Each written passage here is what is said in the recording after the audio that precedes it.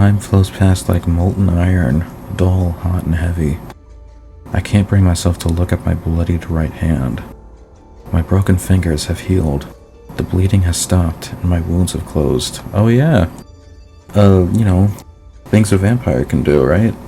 It's so inhuman that I can't even think of it as my own. Ha ha ha. The room echoes with the panting of a wild animal. Morning arrives, but I haven't had so much as a wink of sleep. My head hurts. It seems that I dropped my glasses somewhere. I can't find them. I can't find them even though they're so precious to me. I can't find them because they're so precious to me. Staring at the lines sprawled across the surface of the room is making me nauseous. Ha ha ha. The nausea is much too intense for me to handle, so I begin slashing at everything in sight. It makes me feel a bit better. Only during the brief moment where I'm slicing through something do I feel any reprieve for this suffering. And yet, the more I destroy my surroundings, the greater the thirst within me grows.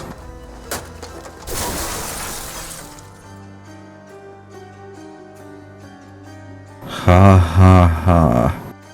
What is it I thirst for? I know all too well. In a sense, I thirst for everything. Every single thing I see only serves to get on my nerves. It's repulsive.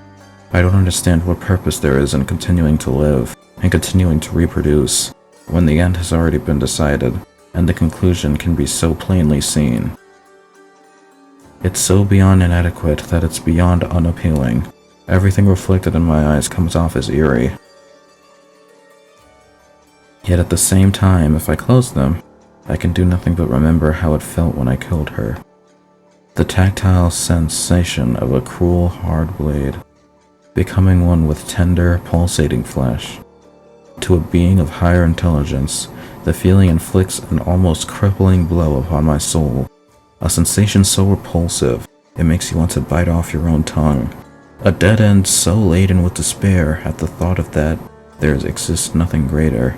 For someone who has had a taste of it, there is no going back.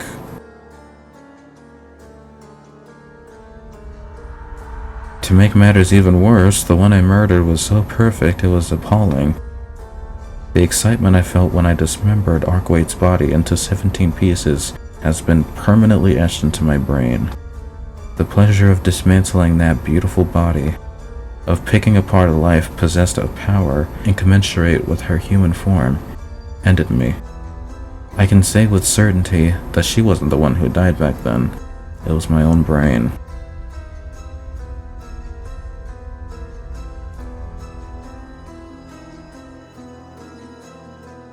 Ha ha ha. I want to break those who are in good health. I want to kill those who are in perfect health. Even though I know that it's taboo, I just can't help myself. My body is so riled up that I feel like I'm about to lose my mind. Oh no, a living thing next to this shiki. Oh no, this doesn't look good. The sudden sound of someone else's voice strikes fear into my heart. I can hear a woman speaking to me from the other side of the door.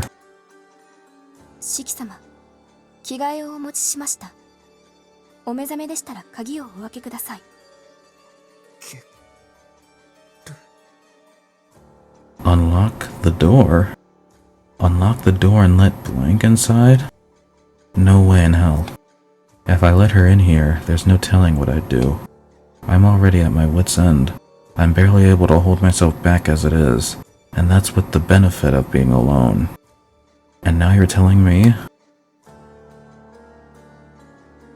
that I should let something so blank looking inside?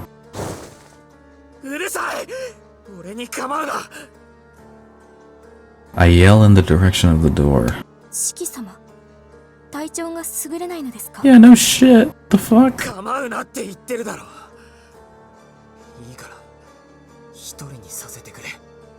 Bro, if she unlocks that door, it's wraps. It's wraps.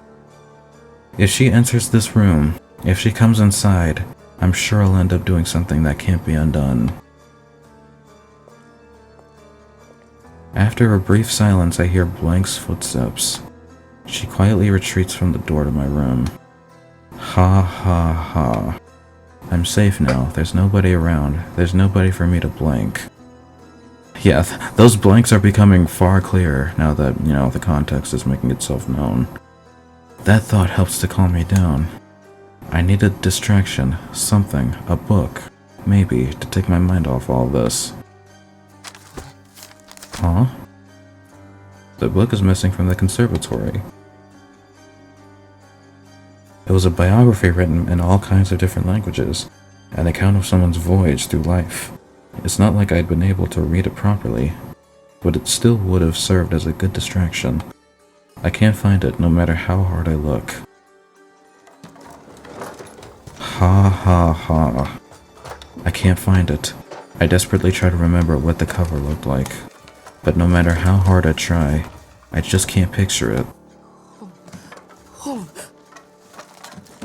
Come to think of it, why was a book like that even in my room in the first place? It didn't have a title. It wasn't some bestseller. I don't even know where it was printed. It was the story of a life that was impossibly, unbelievably, inconceivably long. I'll search the bookshelf. If it isn't on the table, there's a chance it got put away. I can't find it, in which case, there should be a gap somewhere. If a book is missing, there'd obviously be a space where it used to be, but there isn't one. A seamless wall of book spines towers before me. I don't know anymore. I can't even remember holding that book in my hands. I don't know where I might have picked it up. I don't even know if that book even existed at all. That's why if you ever find that you're the same as they are,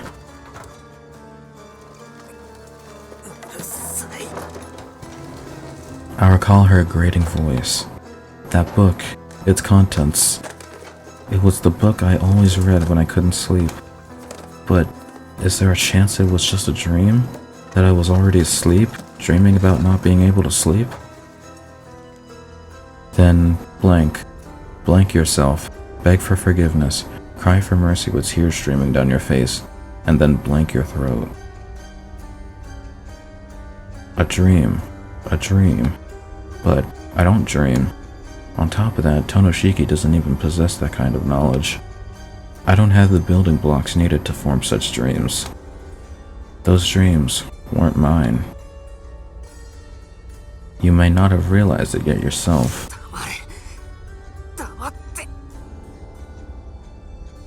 Ha ha ha. In that case, what were they? When did I become like this? When the hell did I start seeing dreams that belonged to someone else? But the truth is, you're nothing more than a long-dead psychotic murderer. No, no, no! My memories are just a little hazy right now, that's all. Arcueid was an exception, nothing more. Back then I simply failed to suppress my own desires. That's all there was to it. I'm not crazy, I'm not psychotic. There's no way in hell I'm going to let myself be driven mad over something like this. Not after Ciel came back into my life. Apparently that's just how it goes, you know? They all say the people who become real as hosts maintain their sense of self until suddenly they just poof.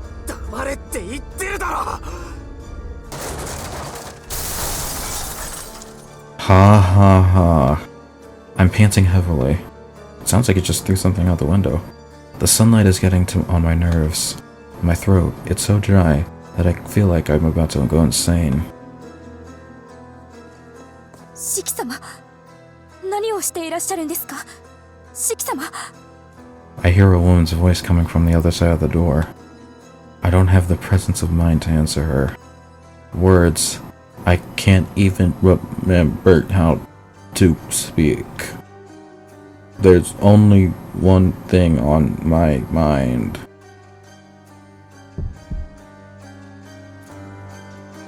There's only one thing on my mind. Someone yielding to their urges. Oh god. Their throat burning with the desire to blank and blank. That someone is me.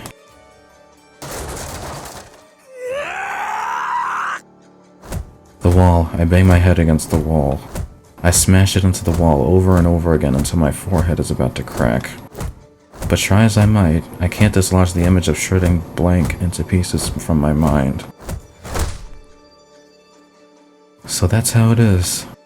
It's an urge that drives you mad while keeping your will intact. It leaves your personality and memory untouched, while slowly overriding your purpose, your desires. It is the horror of being transformed into something else, while fully conscious of yourself.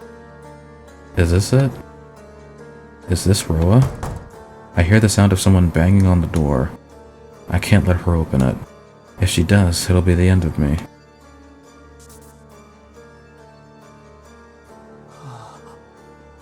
That dream was the memory of the Roa before me.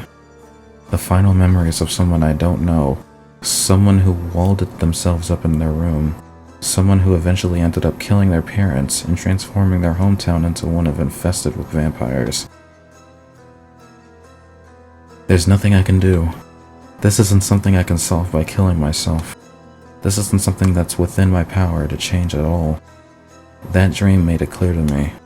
Now that I've experienced the feeling of the precious incarnation, I understand.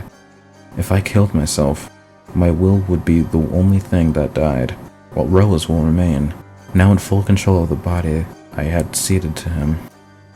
If that happened, I would turn into something even more horrifying. Shiki-sama, 開けてください。Shiki-sama. Bro, it's gonna be so crazy if Shiki actually goes on a rampage and kills the maids and Hakia, and now he probably has to fight Ciel. What the fuck happened to Noelle?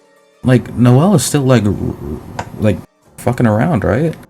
So are we gonna deal with that? Like, there's so much happening. I'm scared. I'm actually scared. I can hear a woman's voice over the sound of someone banging the door.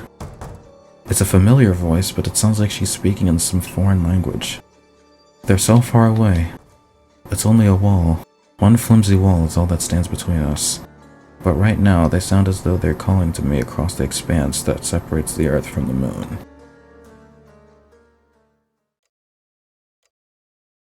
It's 10 o'clock in the morning. The woman gave up and left. Each woman in the house came in turn and knocked on my door, but I ignored them all. Look at the state his room is in right now. Jesus Christ. Noon. I'm hungry, but I'm still okay for now. Leaning my back against the wall, I hold my trembling body tight. 2 o'clock. I'm so thirsty that I feel like I'm about to die. Time feels like it's flowing in fits and starts. Sometimes 10 minutes feels like a second, while at others a second feels like 10 minutes. A continuous drip feed of stimulation. Even as my consciousness shrivels and fades, my body feels like it's overflowing with excess energy and desire. 4 o'clock. There's another knock at the door. They're calling someone's name. No matter how hard I try, I just can't tell whose voice that is, or whose name they're calling. 5 o'clock. The light is beginning to fade. Oh god, I know what's going on. Once night falls, it's time to go wild. 6 o'clock. 7 o'clock. 8 o'clock.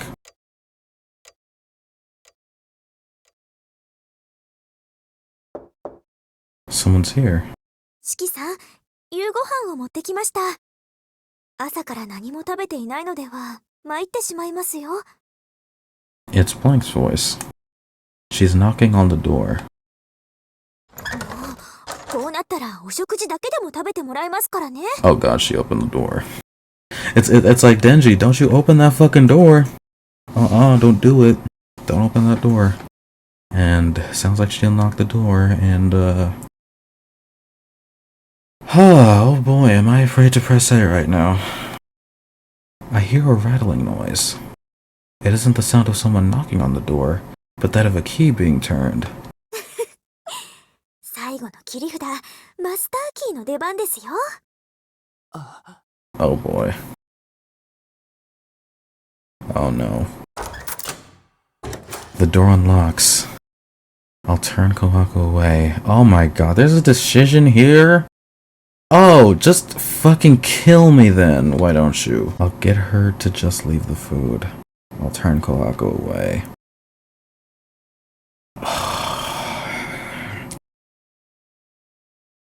I mean, if I tell her to leave the food, then she's gonna see the room, isn't she?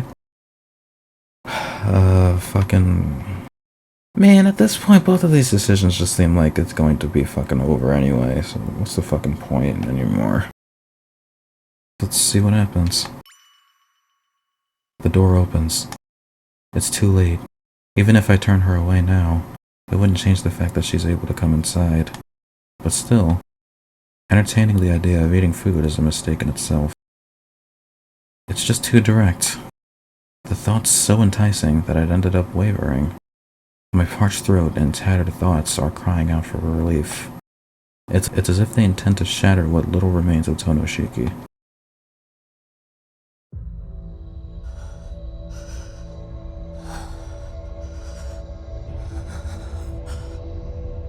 I start breathing heavily.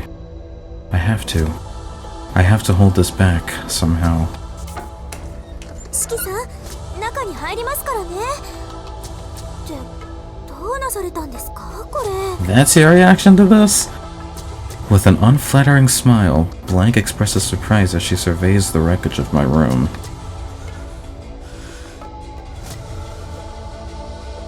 Her elegant features show no trace of fear. Her defenseless figure doesn't recognize me as a threat. Her skin is as pale as fine porcelain, youthful and pristine, as though intentionally designed to melt the hearts of men. シキさん、これはあんまりです。気が立ってしまう時は誰にだってあると存じていますが、これはちょっとやりすぎだと思いますよ。There's no hesitation or tension in her voice. Blank speaks to me just as she always does, her words differential and deliberately chosen, despite the wreckage that stands before her. I can't control myself. If I don't control myself, I can't hold back. If I don't hold back, her trust, her benevolence. If I'm still able to think of those qualities as virtues, then I should confine myself in my own shell, even if it means I have to kill myself. シキさん、おかしいですよ。何があったらこんな風になっちゃうんですか？ Oh, you know, just being controlled by a vampire, the regular shit. And yet, with an unflattering smile, Blank draws closer to where I'm curled up on the bed. The me who isn't me snickers. It's clear now. This girl is accustomed to nursing the sick. She approaches me gently, a tender smile on her face, cautious of me without acting as though I'm something to be feared. It's clear that this isn't the first time she's dealt with a monster cloaked in human skin. Hurry up. I can't. Hurry up. No. Hurry up. Stop. Hurry up. Shut up. Hurry up. I'm...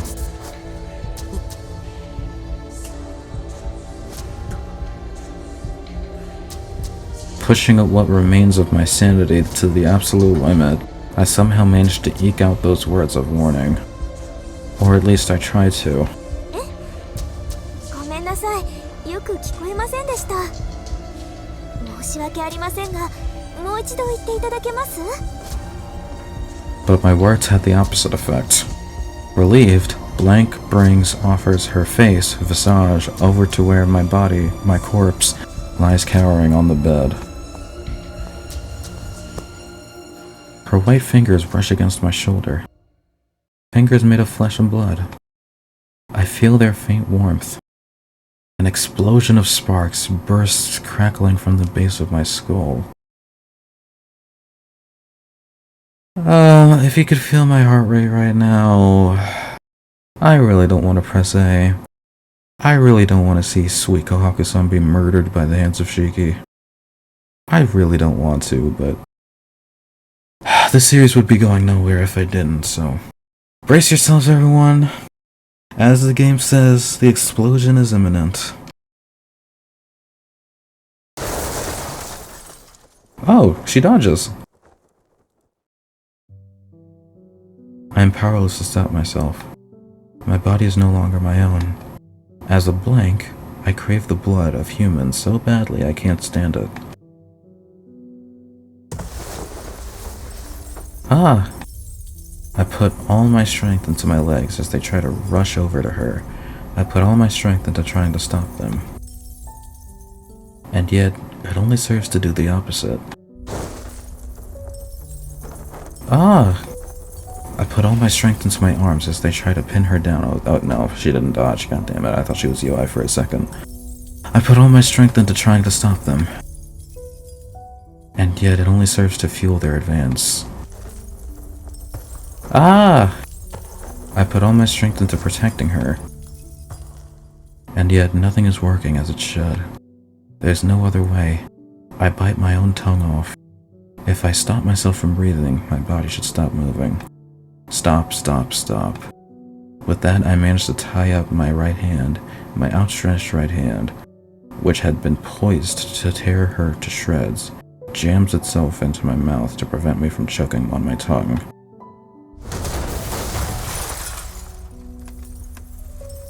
But my left hand, my damned left hand is still free.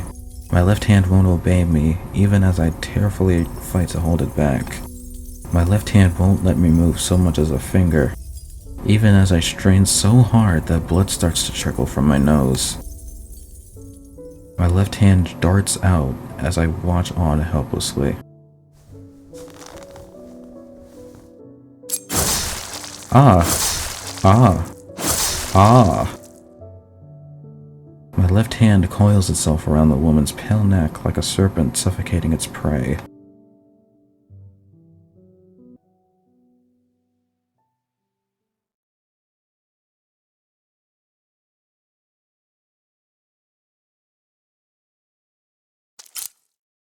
You good now? Is everything normal? Suddenly,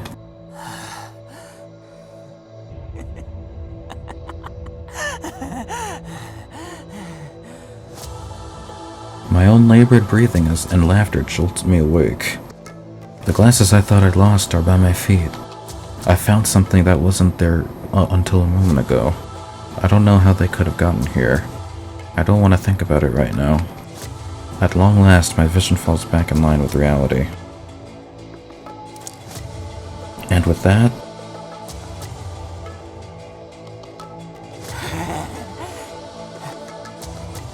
before me lies Kohaku-san's blank. Oh god, so he did kill her. She's completely motionless. Did she lose consciousness or her life? I can't even tell anymore.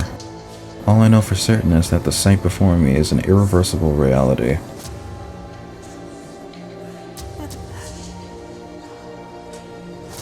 My hands hang limp, the left dripping blood, the right smeared with it from trying to stop the left. The tongue I know I bit off is back, and with it the pain. Right now, that's all that exists. I've gone mad. I've gone completely and irreversibly mad. Determined as I was, I couldn't even stop one of my own arms. My thoughts are shriveling away. My nausea isn't subsiding at all. My sense of guilt is being blotted out by the thirst. I need her porcelain throat. I need her succulent flesh. I plunge my teeth into her throat.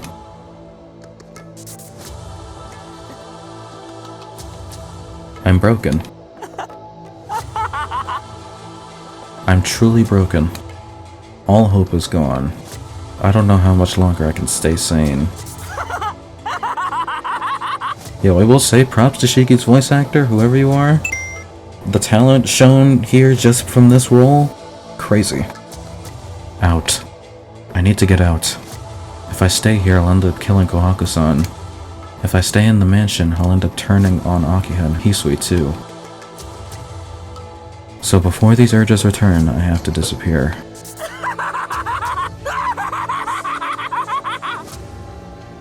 A cage far away from anyone else. If I don't lock myself away somewhere far from anyone else, sooner or later I'll lose myself again.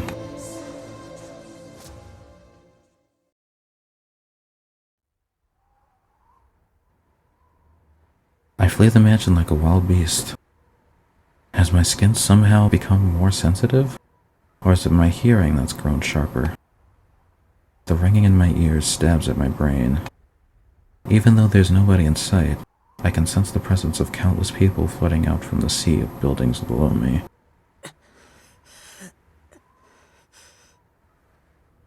If I stay around these people that are swarming around like mosquitoes, I'll end up losing control again.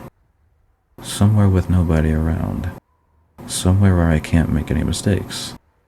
I have to escape to a place where I won't be able to hurt anyone while I'm still myself.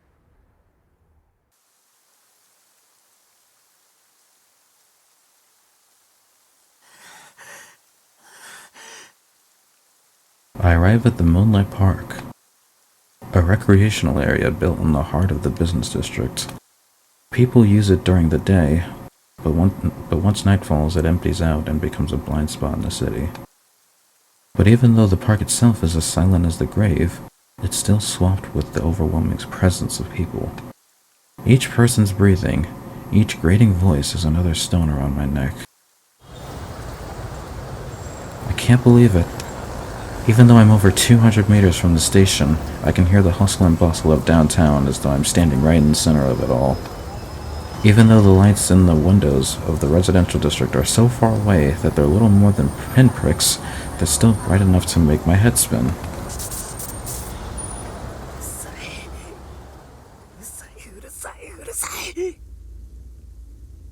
I clench one hand over my forehead to try and suppress my headache. How did I even think there'd be a place completely free from the presence of human life in a city this crowded? It's impossible to be truly alone in a city that has reached this stage of civilization.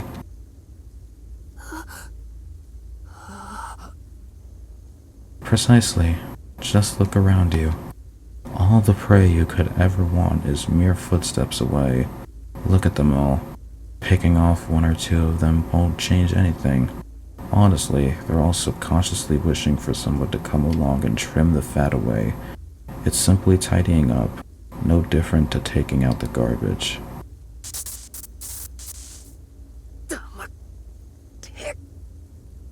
My head hurts. Can you quit making that goddamn racket inside my head already? I'm on the verge of passing out because of this headache as it is. So if you don't shut up, I might just give up and close my eyes on purpose. No, that's a bad idea. It's been a full day since I last slept. If I closed my eyes, I'd be asleep in a heartbeat. My body and mind are both desperate for rest, but I know that if I succumb to sleep now, I won't be waking up again. And even on the off chance I did wake up, it'd be as someone else. That prospect is terrifying, unbearably so. So before it can happen, I'll take my knife and jam it into my own throat.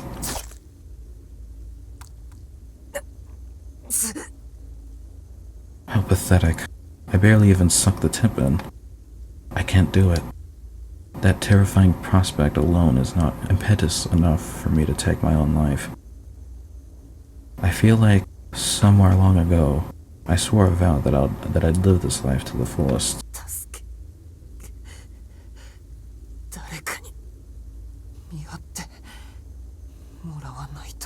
Out of nowhere, just Alco shows up. Wow, Shiki, long time no see. What happened to you?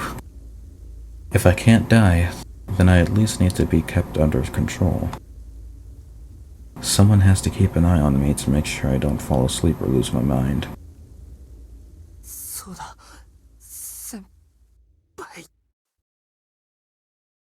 I didn't want her to see me like this, but now's not the time to be worried about appearances. Also, right, yeah, she told me that I should turn to her if anything were to happen. Desperately holding on to this last glimmer of hope, I take out my phone. Nobody can cure my condition.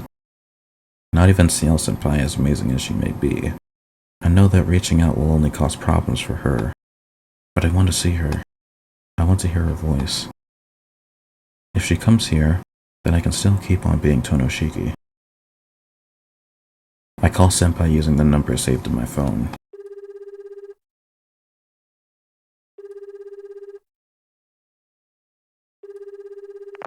After the third ring, I hear her voice emanating from the speaker. はーい、もしもし、シエルです。遠野くんから電話なんて珍しいですね。あ、いえ、珍しいというより、これが初めてでした。How strange. Right now, her voice feels so incredibly warm. もしもし、ケースキリア？もしかして、ただの操作ミスでしょうか。おーい、聞こえてますか？ Her voice is playful. I've only been there once, but I can easily picture Ciel-senpai lazing around in her apartment on the other side of the phone. I can't speak. I can't come up with anything good to say. I really am an idiot. I shouldn't have called her. I'll just hang up without saying anything.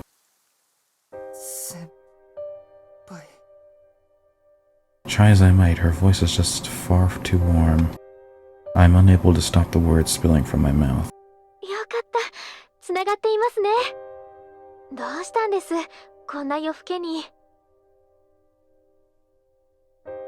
I wanted to end this. I tried as hard as I could to come up with some lame excuse. Tell her I'd seen her at school tomorrow and hang up. But I couldn't do it. 先輩、俺ダメみたいだ。I mutter hoarsely. 遠野くん？ The warmth has disappeared from Ciel-senpai's voice. 遠野くん、それどういう意味ですか？ダメって何がダメなんです？だからダメなんだ。自分なりに何とかしてみようと努力はした。けど無駄だった。俺はノエル先生の言っていた通り、ただの殺人鬼みたいだ。And an exceptionally vile one at that. Even now, if I were to let my mind wander, I'd end up thinking about how much I want to go back to the mansion and slit the throats of Blank and the others with my knife. As far as I'm concerned, the fact that I want to see the blood of not just some stranger, but of the people that are nearest and dearest to me, means I'm already rotten to my core.